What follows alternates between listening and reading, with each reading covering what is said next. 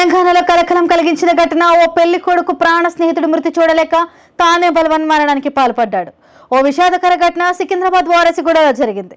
అదే రోజు 2 ప్రాణాలు పోయాయి. పెళ్లికి కేవలం 4 రోజులు మాత్రమే ఉండగానే ఓ యువకుడు ఉరివేసుకుని ప్రాణాలు కోల్పోయాడు. బౌద్ధ నగర్ కు చెందిన మోహన్ కృష్ణ అనే యువకుడు బైక్ మెకానిక్ గా జీవనం సాగిస్తున్నాడు. ఇటీవలే అతనికి పెళ్లి సంబంధం కుదిరింది. మే 4న నిశ్చితార్థం కూడా జరగాల్సి ఉంది. అయితే ఏప్రిల్ 27న రాత్రి మోహన్ తన స్నేహితుడు శాంసన్ రాజు లూథరన్ తో కలిసి మద్యం పార్టీ నిర్వహించాడు. ఆ పార్టీ మధ్యలో లూథరన్ మరియు రాజు మధ్య ఘర్షణ మొదలైంది. మాటలు కలవటంతో ఆవేశానికి గురైన లూథరస్ ఇనుపరాడుతో రాజుపై దాడి చేశాడు. తలకు బలమైన గాయం కావడంతో శాంసన్ రాజు అక్కడికక్కడే మృతి చెందాడు. ఈ దృశ్యాన్ని కల్లారా చూశాడు మోహన్ కృష్ణ.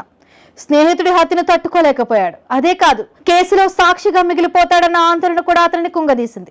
పోలీస్ స్టేషన్, కోర్టుల చుట్టూ తిరగాల్సి వస్తుందన్న భయం మోహన్ ను లోపల నుంచి తినేస్తోంది. క్షణికావేశంలో అతడు ఉరివేసుకుని బలవన్మరణానికి పాల్పడ్డాడు. మహేష్ మృతి వార్తతో కుటుంబంలో విషాదం నిలిచింది. వధువు కుటుంబం విషాదంలో మునిగిపోయింది. పెళ్లికి సిద్ధమవుతున్న వధువుకి ఇంతటి కబురు తాళలేని స్థితిలో ఉంది. ప్రస్తుతం పోలీసులు ఈ 2 మృతుల్లోనూ కేసులు నమోదు చేసి దర్యాప్తు చేపట్టారు. నిందితుడు లూథరస్ ను అదుపులోనికి తీసుకున్నారు. మరిన్ని అప్డేట్స్ కోసం చూస్తూనే ఉండండి కైసర్ న్యూస్ తెలుగు.